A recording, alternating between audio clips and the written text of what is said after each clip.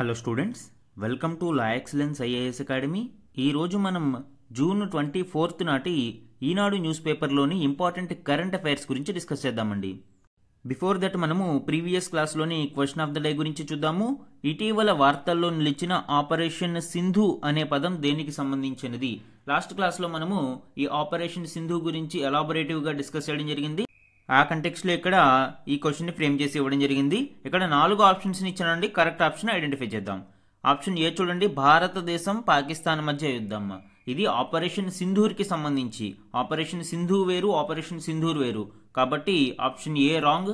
Option B చూడండి, Sudan నుండి భారతీయ పౌరులను తరలించడానికి. ఇది మిలిటరీ ఆపరేషన్ కావేరీకి సంబంధించి.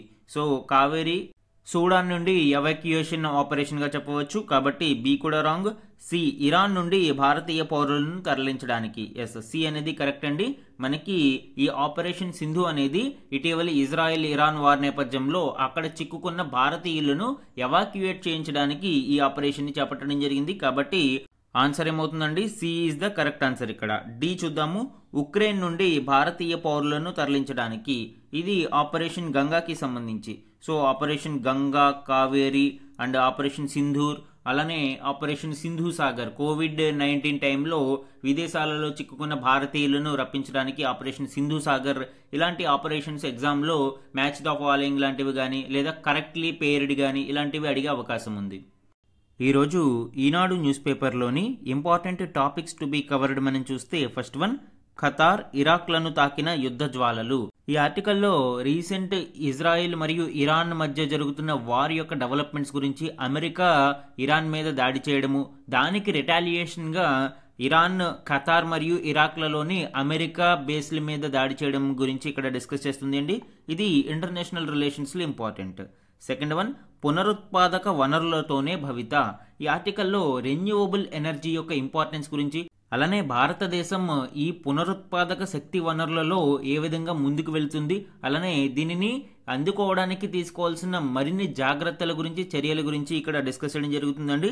ఇది ఎనర్జీ మేనేజ్మెంట్లో ఇంపార్టెంట్. అలానే థర్డ్ వన్, అధిక ఉష్ణం అపార నష్టం. మనకి క్రమేపీ ఉష్ణోగ్రతలు పెరుగుతూ ఉన్నాయి. ఈ గ్లోబల్ వార్మింగ్ అనేది విపరీతమైన నష్టాలకు దారితీస్తూ ఉంది. ఈ గ్లోబల్ వార్మింగ్ మరియు అధిక ఉష్ణానికి సంబంధించిన కీలక డీటెయిల్స్ ఈ ఆర్టికల్లో ఇవ్వడం జరిగింది అండి. ఇది ఎన్విరాన్మెంట్ టాపిక్లో ఇంపార్టెంట్.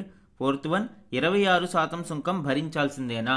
అమెరికా టారిఫ్ వార్స్ నేపథ్యంలో ఇక్కడ అమెరికా భారతదేశం మీద 26% సుంకం విధించడానికి సిద్ధమైంది. అయితే దీని మీద ఇరు దేశాల మధ్య చర్చలు నడుస్తున్నాయి. దాని యొక్క డెవలప్మెంట్స్ ఏంటి అనేది ఈ ఆర్టికల్లో ఇక్కడ వివరించడం జరిగింది. ఇది ఎకానమీలో ఇంపార్టెంట్ మనకి. Fifth one, 9 రోజులలోనే Rythu Bharosa. తెలంగాణ ప్రభుత్వం 9 రోజులలోనే రైతులకు రైతు భరోసా ఇక్కడ అందించడం జరిగింది. ఇది తెలంగాణ కరెంట్ అఫైర్స్లో ఇంపార్టెంట్ మనకి. సిక్స్త్ వన్, 1,00,000 కోట్ల పెట్టుబడులే లక్ష్యం. ఈ ఆర్టికల్ ఆంధ్రప్రదేశ్ యొక్క రీసెంట్ డిఫెన్స్ పాలసీ గురించి ఇక్కడ వివరించడం జరుగుతుంది. ఇది ఏపీ కరెంట్ అఫైర్స్లో ఇంపార్టెంట్. ఇవే కాకుండా ఈరోజు Eenadu news పేపర్లోని other important current అఫైర్స్ని గురించి కూడా డిస్కస్ చేద్దామండి. ఈరోజు మన ఫస్ట్ ఆర్టికల్ చూడండి, ఖతార్ ఇరాక్లను తాకిన యుద్ధ జ్వాలలు. ఇజ్రాయెల్ ఇరాన్ మధ్య జరుగుతున్న యుద్ధ వాతావరణం క్రమేపీ తీవ్రతరమవుతుంది. రీసెంట్గా అమెరికా ఈ యుద్ధంలోకి అఫీషియల్గా ఎంట్రీ ఇచ్చి ఇరాన్ యొక్క అణు కేంద్రాల మీద దాడులు చేసింది. అయితే ఇప్పుడు ఇరాన్ దానికి ప్రతీకారంగా పశ్చిమాసియాలో ఉన్న అమెరికా యొక్క సైనిక స్థావరాల మీద దాడులకు దిగింది. ముఖ్యంగా ఖతార్లోని అల్ ఉదీద్, ఈ నేమ్ ఇంపార్టెంట్ అండి. ఈ అల్ ఉదీద్ సైనిక స్థావరం మీద దాడిని అమెరికా కూడా ధృవీకరించింది. ఇరాన్ యొక్క దాడి నేపథ్యంలో ఖతార్, బహ్రెయిన్ మరియు కువైట్ దేశాలు వాటి యొక్క గగన తలాలను మూసివేయడం జరిగింది. ఈ ఎయిర్ స్పేస్లను ఎందుకు క్లోజ్ చేస్తారు? జనరల్గా ఏదైనా ఫారిన్ ఎయిర్ క్రాఫ్ట్ వాటి దేశాలలోకి ఎంటర్ అవ్వకుండా లేదా అక్కడి నుంచి లీవ్ అవ్వకుండా ఈ ఎయిర్ స్పేస్లని క్లోజ్ చేయడం జరుగుతుంది. ఇప్పుడు ఈ 3 దేశాలు ఇక్కడ చూడండి, మ్యాప్లో మనం చూస్తే ఖతార్, కువైట్ మరియు బహ్రెయిన్.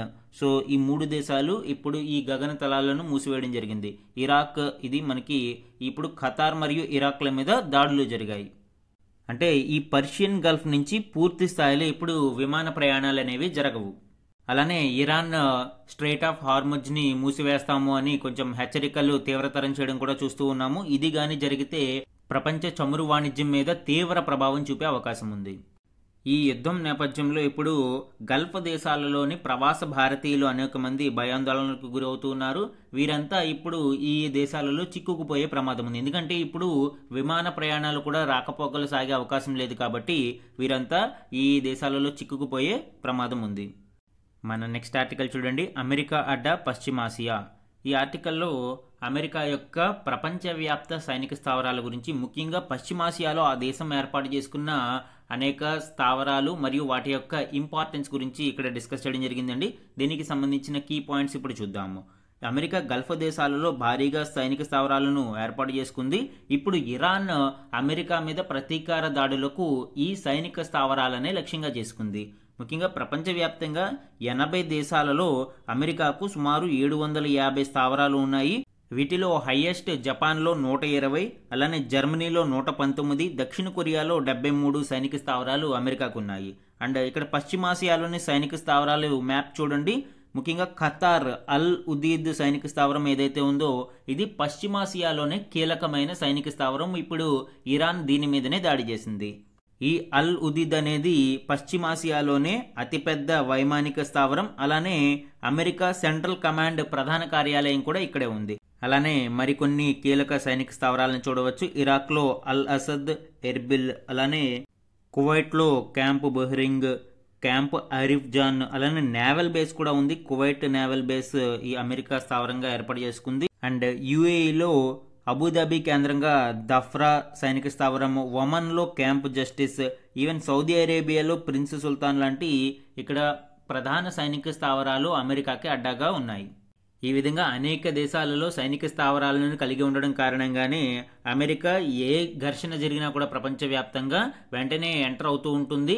ఏదో ఒక పేరుతో, అంటే శాంతి చర్చల పేరుతో కానీ, లేదా మిత్ర దేశాల పక్కన నిలబడ్డాము అనే పేరుతో కానీ ఇక్కడ యుద్ధంలో ఎంటర్ అయ్యి తన హెజుమనీని నిరూపించుకోవడానికి ప్రయత్నిస్తూ ఉంటుంది. అండ్ అమెరికా దాడులు పశ్చిమాసియాలో ప్రమాదకరమైన మలుపుగా యునైటెడ్ నేషన్స్ చీఫ్ గుటెరస్ వ్యాఖ్యానించారు. ఈ దాడులు యుద్ధాన్ని మరింత తీవ్రతరం చేస్తాయి అని ఆయన ఆందోళన వ్యక్తం చేశారు. అలానే ఇరాన్ కూడా అణ్వస్త్ర వ్యాప్తి నిరోధక ఒప్పందాన్ని గౌరవించి చర్చలు మరియు దౌత్య సంబంధాల ద్వారా యుద్ధాన్ని ఆపి శాంతి భద్రతలను పునరుద్ధరించాలి అని ఈయన వ్యాఖ్యానించారు. మన నెక్స్ట్ ఆర్టికల్ చూడండి, పునరుత్పాదక వనరులతోనే భవిత. ఈ ఆర్టికల్లో ముఖ్యంగా రోజు రోజుకి పెరుగుతున్న ఎలక్ట్రిసిటీ డిమాండ్ గురించి, అలానే భారతదేశం యొక్క ప్రస్తుత స్థాపిత సామర్థ్యం ఇన్స్టాల్డ్ కెపాసిటీ గురించి, అండ్ రెన్యూవబుల్ ఎనర్జీ టార్గెట్స్ 2030 నాటికి మనము ఏ విధమైన లక్ష్యాలను ఏర్పాటు చేసుకున్నాము, అండ్ పెర్ క్యాపిటా కన్జంప్షన్లో భారతదేశం ఎక్కడ ఉంది, అలానే ఈ పవర్ కట్స్ కారణంగా భారతదేశం యొక్క ఆర్థిక వ్యవస్థ మీద పడుతున్న ప్రభావం గురించి అండ్ దీనికి తీసుకోవాల్సిన చర్యల గురించి ఈ ఆర్టికల్ వివరించడం జరిగిందండి. 1 by 1 కీలక పాయింట్స్ ఇక్కడ చూద్దాం. మనము లాస్ట్ క్లాస్లో డిస్కస్ చేయడం జరిగింది, భారతదేశం ఇప్పుడు అరౌండ్ 50% శిలాజేతర ఇంధనాల నుంచి ఈ ఎనర్జీ జనరేషన్ అనేది చేస్తుంది అని. అయితే ఇక్కడ other side of the coin కూడా ఈ ఆర్టికల్లో డిస్కస్ చేయడం జరిగింది.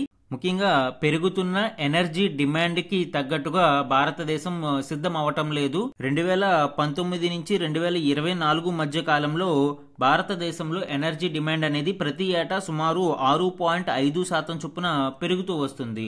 గ్లోబల్ యావరేజ్ కంటే ఇది చాలా చాలా ఎక్కువ అండి. ఫర్ ఎగ్జాంపుల్ 2023లో గ్లోబల్ యావరేజ్ మనం చూస్తే కేవలం 2.2% మాత్రమే ఎనర్జీ డిమాండ్ పెరిగితే భారతదేశంలో అది 7%గా నమోదైంది. కాబట్టి భారతదేశం ఇప్పుడు దేశీయంగా విద్యుతుత్పత్తి సామర్థ్యాన్ని మరింత పెంచుకోవాల్సిన అవసరం ఉంది. ఈ విషయంలో భారతదేశం యొక్క ప్రోగ్రెస్ స్టడీగా సాగుతూ ఉన్నా కూడా అయితే ఎనర్జీ డిమాండ్ అంతకు మించి పెరుగుతూ ఉండడంతో భారతదేశం మరిన్ని చర్యలు చేపట్టాలి. గడిచిన 10 ఏళ్లలో మనము 305 గిగావాట్ల విద్యుత్ ఉత్పత్తి నుంచి 476 విద్యుత్ ఉత్పత్తి సామర్థ్యానికి మనం పెంచుకోగలిగాము. ఇందులో 49% పైగా శిలాజేతర ఇంధనాల నుంచి మనము ఈ విద్యుత్ ఉత్పత్తిని చేస్తున్నాము. ఇది ఒక విధంగా ఒక ప్రోగ్రెసివ్ స్టెప్గా చెప్పవచ్చు. అయితే 2030 నాటికి రెన్యూవబుల్ ఎనర్జీ టార్గెట్స్ని చూస్తే మనము 500 గిగావాట్ల సామర్థ్యాన్ని స్థాపించాల్సిన అవసరం ఉంది. ప్రస్తుతం మనము 235.7 గిగావాట్ల సామర్థ్యంతో ఉన్నాము. అంటే సగానిని కూడా మనము ఇంకా అచీవ్ అవ్వలేదు. మన లక్ష్యాలను సాధించాలి అంటే సుమారు 30 లక్షల కోట్ల మేర పెట్టుబడులు అవసరమవుతాయని ప్రభుత్వ నివేదికలు తెలియజేస్తున్నాయి. ఇక్కడ పెట్టుబడులను సమీకరించడం ఒక ప్రాబ్లం అయితే, అనుకున్న ప్రాజెక్టులను అనుకున్న టైంకి మనము స్టార్ట్ చేసి ముందుకు తీసుకువెళ్ళడం మరొక ప్రధాన సమస్యగా ఉంది. అలానే ఇక్కడ ఇంకొక పారామీటర్ని మనం పరిశీలించినప్పుడు పెర్ క్యాపిటా కన్జంప్షన్ ఏ విధంగా ఉంది అనేది చూస్తే, ఇంటర్నేషనల్ ఎనర్జీ ఏజెన్సీ యొక్క ర్యాంకింగ్స్ ప్రకారం ఈ పారామీటర్లో భారతదేశం 150 దేశాలలో 106వ స్థానంలో ఉంది. అంటే చాలా దిగువన ఉన్నట్టే. మనము అంటే పర్ క్యాపిటా కన్జంప్షన్ తలసరి వినియోగంలో చాలా దిగువన ఉన్నాం. అయితే ఈ తలసరి వినియోగం ఎందుకు ఉపయోగపడుతుంది? ఒక దేశం యొక్క ఆర్థిక అభివృద్ధిని మరియు ప్రజల యొక్క జీవన ప్రమాణాలని ఈ తలసరి విద్యుత్ వినియోగం ఆధారంగా కొలవవచ్చు. కానీ అన్ఫార్చునేట్లీ భారతదేశం ఈ తలసరి విద్యుత్ వినియోగంలో చాలా పూర్ పర్ఫార్మెన్స్లో ఉంది. భారతదేశంలో ఇంధన కొరత మరియు కరెంటు కోతల కారణంగా జీడిపిలో ఏడాదికి ప్రతి ఏటా సుమారు 1.9% వరకు మనము కోల్పోవలసి వస్తుంది. అంటే 2% జీడిపి ఇక్కడ పర్సంటేజ్ మనం కోల్పోతూ ఉన్నాం. కాబట్టి అధిక మొత్తంలో విద్యుత్ ఉత్పత్తిని చేయాల్సిన అవసరం ఉంది. అయితే ఇప్పటికీ కూడా 50% మనము ఈ బొగ్గు ఆధారిత విద్యుత్ ఉత్పత్తి మీదనే ఆధారపడి ఉన్నాము. సుమారు 240 గిగావాట్ల ఇన్స్టాల్ కెపాసిటీ మనము థర్మల్ పవర్ స్టేషన్స్ మీద ఆధారపడి ఉన్నాము. అయితే దీని వలన అనేక కర్బన ఉద్గారాలు, కార్బన్ డైఆక్సైడ్ వాతావరణంలో కలిసి వాతావరణ కాలుష్యానికి కారణమవుతాయి. మనకి ఇంకొక లక్ష్యం ఉంది, 2070 నాటికి నెట్ జీరో స్థాయిని సాధించాలి అని. ఇప్పుడు ఈ నెట్ జీరో స్థాయిని సాధించాలి అన్న అధిక విద్యుత్ ఉత్పత్తిని మనము పూర్తి స్థాయిలో విద్యుత్ డిమాండ్కి అనుగుణంగా మనము ఉత్పత్తి చేయాలి అన్నా కూడా పునరుత్పాదక వనరుల మీద దృష్టి సారించి మరింతగా ఈ రెన్యూవబుల్ ఎనర్జీ కెపాసిటీస్ని పెంచుకోవాల్సిన అవసరం ఉంది. దీనివలన ఇటు దేశీయంగా పెర్ క్యాపిటా కన్జంప్షన్ పెరగడంతో పాటు అటు పర్యావరణ పొల్యూషన్ కూడా మనము కంట్రోల్ చేయగలుగుతాం. మన నెక్స్ట్ ఆర్టికల్ చూడండి, అధిక ఉష్ణం అపార నష్టం. ఈ ఆర్టికల్లో గ్లోబల్ వార్మింగ్ వలన కలిగే దుష్ఫలితాల గురించి డిస్కస్ చేయడం జరిగిందండి. దీనికి సంబంధించిన కీలక డీటెయిల్స్ ఇప్పుడు చూద్దాం. 2024లో భూతాపంతో భారీ విపత్తులు చోటు చేసుకున్నాయి. దేశవ్యాప్తంగా వందల సంఖ్యలో మరణాలు సంభవించాయి. ఏసియాలో వాతావరణంపై WMO వరల్డ్ మెటీరియలాజికల్ ఆర్గనైజేషన్ యొక్క నివేదిక ఈ విషయాలను వెల్లడిస్తుంది.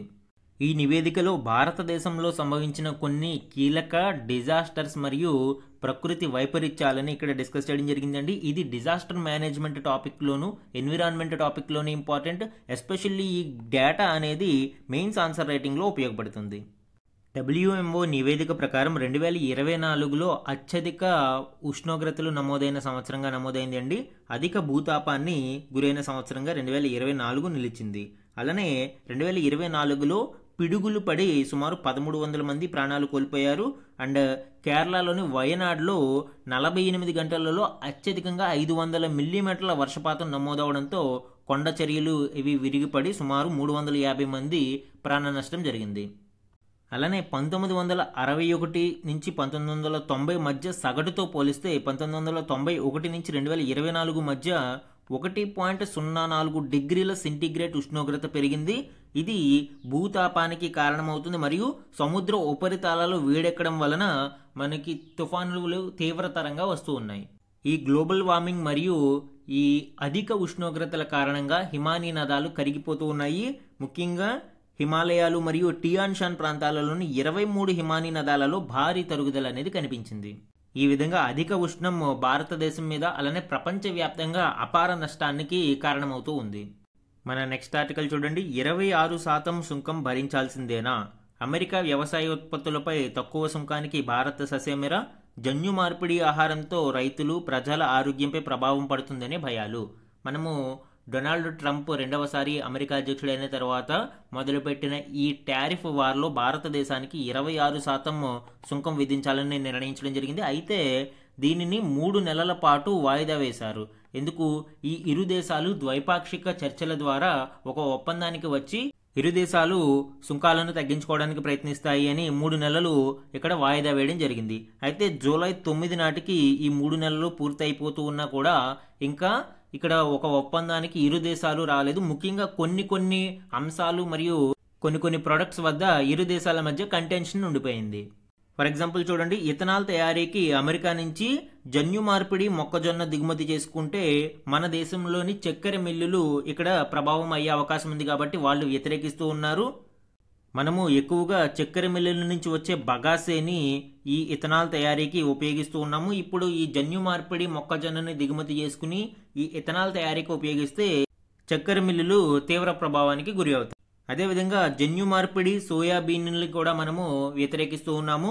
ఎందుకంటే ఈ జెనెటికల్లీ మోడిఫైడ్ క్రాప్స్ని భారతదేశంలో ఇంకా ఆహార పదార్థాలుగా ఉపయోగించడం లేదు. కేవలం మనకి బీటీ కాటన్ మాత్రమే మనము ఇక్కడ ఉపయోగిస్తూ ఉన్నాము. అలానే జెనెటికల్లీ మోడిఫైడ్ క్రాప్స్ ఏవి కూడా ఆహార పదార్థాలుగా మనము ఉపయోగించడం లేదు. కాబట్టి ఇక్కడ ప్రజల ఆరోగ్యం మీద ప్రభావం పడుతుంది అనే భయాందోళనలు భారతదేశంలో ఉన్నాయి. అలానే రైతులు కూడా నష్టపోయే ప్రభావం ఉంది. మన దేశంలోకి అమెరికా నుంచి మొక్కజొన్న మరియు సోయాబీన్ లాంటివి వస్తే భారతదేశంలో వాటిని పండించే రైతులకి గిట్టుబాటు ధరలు కూడా లభించవు. కాబట్టి ఇంకా ఇక్కడ పూర్తి స్థాయి వాణిజ్య ఒప్పందం అమెరికా మరియు భారత్ మధ్య జరగలేదు. మన నెక్స్ట్ ఆర్టికల్ చూడండి, భారీగా దిగుమతులు. ఈ ఆర్టికల్ ఇటీవలి కేంద్ర వార్షిక నివేదిక ఆధారంగా భారతదేశంలోని దిగుమతుల గురించి వివరించడం జరుగుతుంది అండి. ఇక్కడ కొన్ని కీలక గణాంకాలు మనకి ఎగ్జామ్ పాయింట్ ఆఫ్ వ్యూలో ఇంపార్టెంట్. ఇక్కడ కొన్ని గణాంకాలు చూడండి. 2019-20లో ఇండియా దిగుమతి చేసుకున్న 10 ప్రధాన వ్యవసాయ సరుకుల మొత్తం విలువ ఓన్లీ అగ్రి ప్రొడక్ట్స్ మాత్రమే చూసుకుంటే 1.52 లక్షల కోట్లుగా ఉంది. 2022-23లో అది 2.82 లక్షలకి, 2024-25లో తొలి 8 నెలలకే 2.14 లక్షల కోట్లకి చేరింది. అంటే ఎవ్రీ ఇయర్ పెరుగుతూ వస్తుంది. లాస్ట్ ఫైనాన్షియల్ ఇయర్లో నవంబర్ నాటికంటే 8 నెలలకి సంబంధించిన గణాంకాలు ఇక్కడ ఇవ్వడం జరిగింది. దానిలో వెజిటేబుల్ ఆయిల్స్ సుమారు 1,02,222 కోట్ల రూపాయలతో హైయెస్ట్ ప్లేస్లో ఉండగా, పప్పు ధాన్యాలు 27,441 కోట్లు, తాజా పండ్లు 16,092 కోట్లు, చక్కెర 8,004 కోట్లు, సుగంధ ద్రవ్యాలు 8,710 కోట్లు, జీడిపప్పు 9,896 కోట్లు, సహజ రబ్బరు 6,798 కోట్లు, ఇతర నూనె గింజలు 978 కోట్లు. ఈ విధంగా ఇక్కడ ఈ అగ్రి ప్రొడక్ట్స్ యొక్క ఫస్ట్ 8 months ఇంపోర్ట్స్ ఇక్కడ చూడవచ్చు. ఇది పూర్తి స్థాయి నివేదిక కాదు, 8 నెలల కాలానికి మాత్రమే ఇక్కడ ఇవ్వడం జరిగింది. మన నెక్స్ట్ ఆర్టికల్ చూడండి, 9 రోజులలోపే రైతు భరోసా. ఇప్పటి వరకు 67 లక్షల మందికి 8,284 కోట్ల విడుదల. మిగిలిన వారికి కూడా ఈ రోజు జమ కానుంది అని తెలంగాణ రాష్ట్ర ప్రభుత్వం ఇక్కడ తెలుపుతుంది. ఇది తెలంగాణ ఎకానమీలో ఇంపార్టెంట్ అండి. 9 రోజులలో రైతు భరోసా అందరికీ కూడా అందబోతుంది అని, అలానే 7 రోజులలో 8,284 కోట్లు విడుదల చేయడం జరిగింది అని ఇక్కడ వివరించడం జరిగింది. ఇక్కడ గణాంకాలు exam point of view important. ఇక్కడ పెర్ క్యాపిటల్ ల్యాండ్ మరియు దానికి సంబంధించి ఎంతమంది రైతులు ఉన్నారు, అలానే మొత్తం విస్తీర్ణం ఎంత, అండ్ ఎంతమందికి నిధులు ఎన్ని కోట్లలో ఇక్కడ విడుదల చేయడం జరిగింది అనేది గణాంకాలు ఇవ్వడం జరిగింది. ఇది ఎగ్జామ్స్లో ఒక్కొక్కసారి ఎకానమీ కంటెక్స్లో అడిగే అవకాశం ఉంది. ఫర్ ఎగ్జాంపుల్ ఇక్కడ చూడండి, 1 ఎకరం మరియు లోపు ఉన్న రైతులు 24.22 లక్షల మంది ఉంటే మొత్తం విస్తీర్ణం 13.54 లక్షల ఎకరాల విస్తీర్ణంగా ఉంది. సుమారు 812.63 కోట్లు ఇక్కడ ఈ రైతులకి లభ్యమయ్యాయి. అలానే 2 ఎకరాల్లో విస్తీర్ణం ఉన్న వాళ్ళు 17.02 లక్షల మంది రైతులు ఉండగా 25.62 లక్షల ఎకరాల విస్తీర్ణం ఉంది. వీరికి మొత్తంగా 1537.20 కోట్ల రూపాయలని విడుదల చేయడం జరిగింది. ఇలాగా ఈ గణాంకాలన్నీ మనకి ఎగ్జామ్ పాయింట్ ఆఫ్ వ్యూలో ఇంపార్టెంట్ అండి. మనం అబ్జర్వ్ చేస్తే సుమారు 24.22 లక్షల మంది రైతులు 1 ఎకరం విస్తీర్ణం లోపుగానే ఉన్నారు. సో ఇవన్నీ ఒకసారి అబ్జర్వ్ చేయండి. మన నెక్స్ట్ ఆర్టికల్ చూడండి, 1,00,000 కోట్ల పెట్టుబడుల లక్ష్యం, ఏరోస్పేస్ డిఫెన్స్ పాలసీ 4.0ను తీసుకువచ్చిన ఆంధ్రప్రదేశ్ రాష్ట్ర ప్రభుత్వం. ఆంధ్రప్రదేశ్లో 5 క్లస్టర్ల ఏర్పాటుకు ప్రతిపాదన, పెట్టుబడి పెట్టే సంస్థలకు ప్రోత్సాహకాలు. మనకి నిన్ననే రాజ్నాథ్ సింగ్ గారు ఒక టార్గెట్ని ఫిక్స్ చేయడం జరిగింది. 2030 నాటికి మన రక్షణ రంగ ఉత్పత్తుల విలువ 3 లక్షల కోట్లకు ఎగబాకాలి అని ఆయన లక్ష్యాన్ని నిర్దేశించారు. ఇక్కడ చూడండి, ప్రస్తుతం దేశంలో జాతీయ రక్షణ ఉత్పత్తుల విలువ ఏడాదికి 1.27 లక్షల కోట్లు ఉంది. దానిని 3 లక్షల కోట్లకు మనము చేర్చాలి. ఇందులో ప్రైవేటు రంగ భాగస్వామ్యం 21% ఉంటే ప్రభుత్వ రంగం వాటా 16 ప్రభుత్వ సంస్థలు కలిపి 73% వాటాని కలిగి ఉన్నాయి. PPP భాగస్వామ్యంలో 6% ఇక్కడ వాటాని కలిగి ఉంది.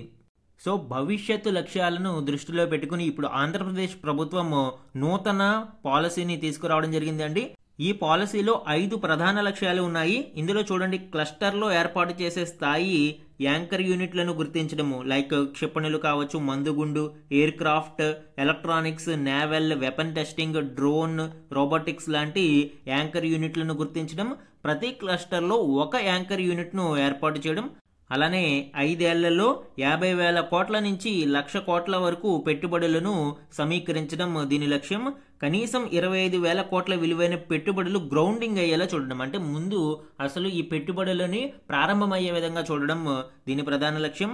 కనీసం ఉపాధి అవకాశాలు 50,000 మందికి వచ్చేలా చూడడము, అవసరమైన మేరకు సెంటర్ ఆఫ్ ఎక్సలెన్స్లను ఏర్పాటు చేయడం. సో ఈ విధంగా కొన్ని ప్రధాన లక్ష్యాలను ఈ పాలసీలో ఏర్పాటు చేయడం జరిగింది. అలానే ప్రభుత్వం కొన్ని సదుపాయాలను కూడా కల్పిస్తుందండి, లైక్ ప్లగ్ అండ్ ప్లే విధానం. ప్లగ్ అండ్ ప్లే విధానం అంటే ఏంటండి, ఆల్రెడీ మౌలిక సదుపాయాలన్నింటినీ కూడా అక్కడ సమకూర్చి పెట్టుబడులను ఆకర్షించడానికి ఈ ప్లగ్ అండ్ ప్లే విధానం ఉపయోగపడుతుంది. అండ్ కొంత కార్పస్ ఫండ్ కూడా ఈ అంకుర సంస్థలకి తోడ్పాటు అందించడం కోసం 100 కోట్లతో కార్పస్ ఫండ్ కూడా ఏర్పాటు చేయడం జరుగుతుంది. ముఖ్యంగా 5 క్లస్టర్లను ఏర్పాటు చేయడం కోసం ప్రతిపాదనలను ఇక్కడ చూడవచ్చు. ఒక్కొక్క ప్రాంతంలో ఒక్కొక్క క్లస్టర్లో ఒక్కొక్క ప్రొడక్ట్ అనేది ఉత్పత్తి అయ్యేలాగా ప్రణాళికలు రచిస్తున్నారు. For example, Visakhapatnam Srikakulam cluster చూస్తే ఇది నేవల్ క్లస్టర్, అంటే నేవీకి సంబంధించి. ఎందుకు, అక్కడ తూర్పు తీరానికి సంబంధించిన నేవల్ కమాండ్ ఉంది కాబట్టి అక్కడ నేవల్ క్లస్టర్ను ఏర్పాటు చేయడం. అలానే జగ్గయ్యపేట, దొనకొండలో క్షిపణులు, ఆయుధాల ఉత్పత్తులు, దీనికోసం సుమారు 3,000 ఎకరాల నుంచి 4,000 ఎకరాలను ఏర్పాటు చేయనున్నారు. వీటిని కర్నూలు, ఓర్వకల్లులో 4,000 ఎకరాలతో మానవరహిత విమానాలు, అంటే ఈ యుఏవి అన్మాన్డ్ ఏరియల్ వెహికల్స్, డ్రోన్స్ని తయారు చేయడము. అలానే లేపాక్షి, మడకసిర క్లస్టర్లో ఏరోస్పేస్ ఎలక్ట్రానిక్స్ క్లస్టర్, దీనికోసం 4,000 నుంచి 5,000 ఎకరాలలో దీనిని ఏర్పాటు చేయనున్నారు. తిరుపతిలో R&D hub, research and development కోసం ఇక్కడ తిరుపతిలో ఒక క్లస్టర్ని ఏర్పాటు చేయనున్నారు. అలానే ప్రముఖ కంపెనీలు అయిన టాటా అడ్వాన్స్డ్ సిస్టమ్, గోద్రేజ్ ఏరోస్పేస్, మహేంద్ర ఏరోస్పేస్, భారత్ ఫోర్స్ ఇలాంటి ప్రముఖ కంపెనీలను ఎప్పటికప్పుడు సంప్రదిస్తూ పెట్టుబడులను ఆకర్షించాలి అని ఈ పాలసీలో ప్రభుత్వం పేర్కొంది. ఈ ఏరోస్పేస్ డిఫెన్స్ పాలసీ 4.0 అనేది ఏపీ కరెంట్ అఫైర్స్లో ఇంపార్టెంట్ అండి. దీనిలోని కీలక డీటెయిల్స్ నోట్ చేసుకోండి. And some important one liner current affairs ని చూడండి. Neeraj Chopra has finished on top in the Paris diamond league with a best throw of 88.16 meters at the Paris Diamond League on 21st June 2025. భారతదేశానికి చెందిన Neeraj Chopra Paris diamond లీగ్లో 88.16 మీటర్ల త్రోతో first ప్లేస్లో నిలవడం జరిగింది అండి. అలానే జర్మనీకి చెందిన జూలియన్ వెబర్ సెకండ్ ప్లేస్ని దక్కించుకున్నారు. అయితే ఈ ప్యారిస్ డైమండ్ లీగ్లో మెడల్స్ లాంటివి ఉండవు, డైమండ్ లీగ్ ఛాంపియన్షిప్ అనేది ఉంటుంది. ఈ డైమండ్ లీగ్స్ అన్నీ కూడా పూర్తయిన తర్వాత వీరి యొక్క ర్యాంకింగ్ని బట్టి డైమండ్ లీగ్ ఛాంపియన్షిప్ ఉంటుంది. ఆ ఛాంపియన్షిప్లో ఫస్ట్, సెకండ్, థర్డ్ విన్నర్స్కి మెడల్స్ని అందజేస్తారు. నెక్స్ట్ వన్ చూడండి. INS Nilgiri arrived at Visakhapatnam and has formally joined the eastern naval command on 22nd June 2025.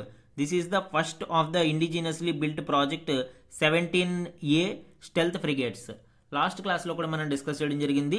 ఈ ఐఎన్ఎస్ నీల్గిరి అనేది ఇప్పుడు అఫీషియల్గా ఇండియన్ నేవీలోకి జాయిన్ అవ్వడం జరిగింది. ఇది ప్రాజెక్ట్ 17Aలో భాగంగా దీనిని నిర్మించడం జరిగింది. ఈ ప్రాజెక్ట్ 17Aలో భాగంగా టోటల్ 7 స్టెల్త్ ఫ్రిగేట్స్ని మనము డెవలప్ చేస్తున్నాము అండి. ఐఎన్ఎస్ నీల్గిరి అనేది ఇందులో మొదటిది. దీని తర్వాత తారాగిరి, ఉదయగిరి లాంటివి మొత్తం 7 ఫ్రిగేట్స్ని మనము తయారు చేస్తూ ఉన్నాం. Next one. India ranked 115th globally with GPI score of 2.229 in the global peace index GPI 2025. ప్రపంచ శాంతి సూచికలో భారతదేశం 115వ స్థానంలో ఉంది. మన GPI స్కోర్ వచ్చి 2.229. దీనిని ఎవరు పబ్లిష్ చేస్తారు? సిడ్నీకి చెందిన NGO, దాని పేరు institute for economics and peace, IEP అనే ఈ NGO ఈ గ్లోబల్ పీస్ ఇండెక్స్ని ప్రచురితం చేస్తుంది. Next important one. The Panchayat Raj ministry on 19th June 2025 signed a memorandum of understanding with the digital India భాషిని division which will enable the ministries online platforms to be available in all Indian regional languages. Panchayati Raj ministry ఈ digital India భాషిని డివిజన్తో ఒక ఒప్పందాన్ని చేసుకోవడం జరిగింది. MOU కుదుర్చుకున్నారు. దీని ప్రకారం పంచాయతీరాజ్కి చెందిన అన్ని digital platforms, అన్ని కీలక వెబ్సైట్లు కూడా ఇప్పుడు ప్రాంతీయ భాషలలో అనువాదం చేయబడతాయి. దీని వలన గ్రామ స్థాయిలో కూడా ప్రతి ఒక్కరికి అసలు ఏం జరుగుతుంది అనేది అర్థమవుతూ ఉంటుంది. కొంతమందికి డిజిటల్ లిటరసీ అనేది తక్కువగా ఉండడం వలన మరియు ఎక్కువగా ఇంగ్లీష్, హిందీ భాషలలోనే ఈ ప్లాట్ఫామ్స్ ఉండడం వలన గ్రామ స్థాయిలో పంచాయతీలలో ఏం జరుగుతుంది అనేది బయటికి తెలియడం లేదు. ఈరోజు మన క్వశ్చన్ ఆఫ్ ద డే గురించి చూడండి. ఇటీవలి భారతదేశ స్థాపిత విద్యుత్ సామర్థ్యానికి సంబంధించి ఈ క్రింది ప్రకటనలను పరిగణించండి. ఈరోజు క్లాస్లో మనము ఇండియాస్ ఇన్స్టాల్డ్ కెపాసిటీ గురించి డిస్కస్ చేయడం జరిగింది. ఆ కంటెక్స్ట్లో ఇక్కడ 3 స్టేట్మెంట్స్ని ఫ్రేమ్ చేసి ఇచ్చానండి. యాక్చువల్గా ఇది 1 and 3 ఓన్లీ, ఇక్కడ టైపింగ్ మిస్టేక్ జరగడం వలన 1 and 3 only, 1 and 2 only, 2 and 3 only, 1 and 3 only, 1, 2 and 3. కాబట్టి ఇందులో కరెక్ట్ ఆన్సర్స్ని ఐడెంటిఫై చేసి కామెంట్ సెక్షన్లో కామెంట్ చేయండి. ఇది ఈరోజు ఈనాడు న్యూస్ పేపర్లోని ఇంపార్టెంట్ కరెంట్ అఫైర్స్ మీద daily analysis. Thank you for watching.